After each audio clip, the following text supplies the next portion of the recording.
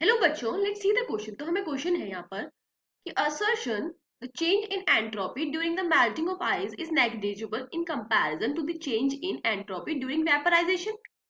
हमें रीजन दिया है कि the volume occupied by a solid and liquid is too less in comparison to the volume occupied by gas। ठीक है बच्चों, तो हमारे पास ऑप्शन है कि both A and R यानी कि assertion reason are true and reason is a correct explanation of assertion। Option B है हमारे पास both assertion and reason are true but reason is not a correct explanation of assertion. Option C है हमारे पास कि assertion true है but reason false है। Option D है कि असर्शन फॉल्स है बट रीजन ट्रू है। ऑप्शन ई है हमारे पास both assertion and reason are false. तो बच्चों यहाँ पे हमारा की कॉन्सेप्ट क्या यूज हो रहा है? हमारा की कॉन्सेप्ट यहाँ पे यूज हो रहा है चेंज इन एंट्रोपी का। ठीक है,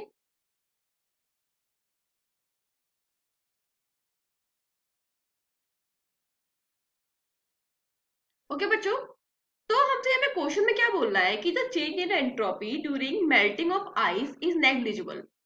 यानी कि हम एंट्रोपी को डायरेक्ट से रिप्रेजेंट करते हैं। तो हमारा किसका एंट्रोपी ऑफ आइस जो होती है, the change in entropy of ice during melting is negligible as compare to change in entropy during vaporization. और तो हम एंट्रोपी ऑफ वेपराइजेशन को कैसे नोट करेंगे? इससे ऐसे नोट करेंगे। तो बच्चों हमें पता है वेपोराइजेशन। ठीक है, तो बच्चों हमें पता है कि जब हमारा जो सॉलिड होगा मतलब मेल्टिंग ऑफ आइस होगी तो वो सॉलिड से किस में कन्वर्ट होगा? लिक्विड में। तो जब सॉलिड से लिक्विड में कन्वर्ट होगा, देखो इस तरीके से हम कंटेनर कंसीडर कर लेते हैं। तो ये मान लो हमारी आइस क्यूब्स थे, ठीक है ना। जब ये मतलब इस तरीके से पैक्ड होंगे तो बहुत ही कम चेंज होगा जब ये लिक्विड में कन्वर्ट होंगे, ठीक है ना। लेकिन बोल रहा है कि the change in entropy as compare to the change in entropy during vaporization. तो फिर बच्चों को पता है कि जब वेपर्स होते हैं, मान लो ये कंटेनर क्लोज है, तो जब वेपर्स होंगे तो वे इस पूरे कंटेनर को फिल कर लेंगे।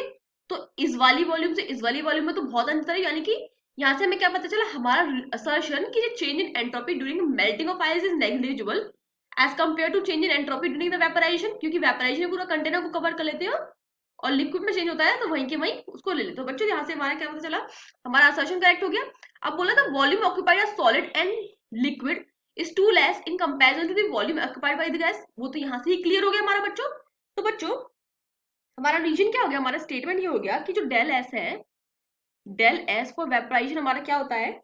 डेल एस फॉर वेपर्स होता है हमारा this is equals to S vapour यानी कि minus S liquid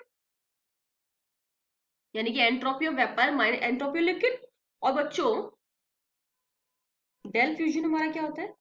del S for fusion ये हमारा होता है बच्चों S liquid minus S vapour. ठीक है, जो कि हमारा बच्चों बहुत बहुत बहुत बहुत बहुत मतलब छोटा होता है किससे? Del S of vapour, del S of fusion से। ठीक है बच्चों, तो बच्चों यहाँ हमें क्या पता चला, जो हमारा गैसियस स्टेट होता है वो मोस्ट डिसऑर्डर सिस्टम होता है। क्या होता है? Most disorder system. तो हमारा यहाँ पे क्या सही है, हमारा असर्शन भी करेक्ट है और हमारा रीजन भी करेक्ट है। और जो हमारा रीजन है वो हमारे असर्शन को एक्सप्लेन भी कर रहा है। ठीक है, तो ऑप्शन ई तो नहीं हो सकता क्योंकि उसमें बोला दोनों गलत है। ऑप्शन ए भी नहीं हो सकता क्योंकि उसमें असर्शन को गलत बता रहा है।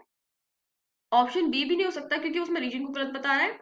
ऑप्शन सी भी नहीं हो सकता, ऑप्शन बी भी नहीं हो सकता। हमारा ऑप्शन ए फाइनल आंसर हो जाएगा क्योंकि उसमें बोल रहा है कि हमारा जो असर्शन भी सही है, हमारा रीजन भी सही है, हमारा रीजन हमारे असर्शन को एक्सप्लेन भी कर रहा है। I hope you understand it. Thank you बच्चों।